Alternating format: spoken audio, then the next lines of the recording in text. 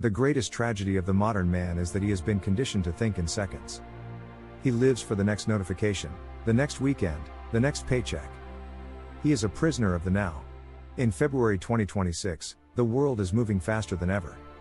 Algorithms dictate your trends, and volatility dictates your mood.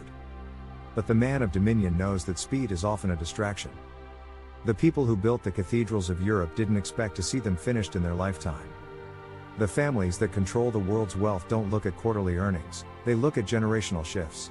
Stoicism teaches us that our time is limited, which is exactly why it must be spent on things that are timeless. Today, we are zooming out. We are burning the to-do list and creating the 100-year map. We are learning why the ultimate competitive advantage in a fast world is a slow vision. This is the Dominion Thesis. Section 1, the low time preference superpower. Economics calls it time preference. A child has high time preference, he wants the candy now. A sovereign has low time preference, he is willing to sacrifice the now for a forever.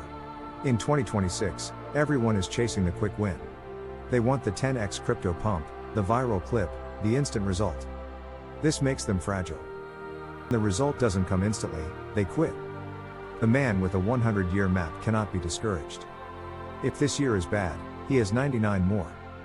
If this decade is a crash, he is just buying the dip for his grandchildren.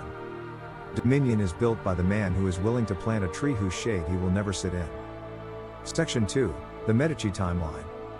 The Medici family didn't just want to be rich. They wanted to be the atmosphere of Italy. They funded art, architecture, and science because they knew that gold disappears, but influence endures. They built structures that would force people to remember their name 500 years later.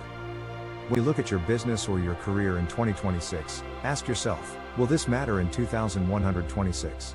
If the answer is no, you aren't building an empire, you're just working a job. The 100-year map requires you to invest in Lindy assets, things that have already stood the test of time and are likely to survive another century. Section 3, the view from above the century. Marcus Aurelius used to visualize the procession of ages. He saw the rise and fall of Rome not as a tragedy, but as a rhythm. In 2026, we are so close to the chaos that we think it's the end of the world. It isn't. It's just a Tuesday in the context of history. When you map your life over 100 years, the current market crash becomes a tiny blip on a long upward line. This perspective cures your anxiety. It gives you strategic patience. While your competitors are panicking and selling their assets, you are calmly executing step 4 of a 50-step plan. Section 4, building intergenerational infrastructure. A sovereign empire is not just about money, it's about infrastructure. This means creating systems that survive your death. A family trust. A specific philosophy of education for your children. A physical piece of land that is never to be sold. In 2026, the individual is the target of the state and the economy. But the dynasty is much harder to kill. The 100-year map forces you to stop thinking as an I and start thinking as a we. You are the bridge between your ancestors and your descendants. Act like it. Section 5, the discipline of the deep strategy.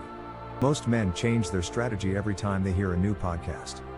They are tactically capable but strategically bankrupt. The 100-year map requires you to pick a vertical and stay there. Master a craft. Build a brand. Own a specific niche of the earth. If you dig 10 holes that are 10 feet deep, you have nothing. If you dig one hole that is 100 feet deep, you have a well. Dominion comes from the compounding of effort over decades, not the sprinting of effort over months. Section 6, detaching from the fruit of action. The Bhagavad Gita, a text often studied alongside Stoicism, says, you have a right to your labor, but never to the fruit of your labor. This is the core of the 100-year map. You do the work because the work is virtuous. If you don't become a billionaire in 2026, it doesn't matter. You have set the foundation. By detaching from the immediate result, you become unstoppable. How can someone defeat a man who is willing to work for a result he may never see? That is the definition of a sovereign. Section 7, the legacy audit. Tonight, look at your life through the lens of your great-grandchild. He is sitting in a room in the year 2100. Does he have a story to tell about you? Does he have a resource you provided? Does he have a philosophy you documented that guides his life? If you are just consuming content and paying bills, you are a ghost in your own lineage. The 100-year map starts with a single question: what will be my Lindy effect? What part of your work will still be true when the 2026 news cycle is long forgotten? Section 8, Conclusion. Small minds think in days. Average minds think in years. The sovereign mind thinks in generations. As we face the storms of this decade, do not look at the waves.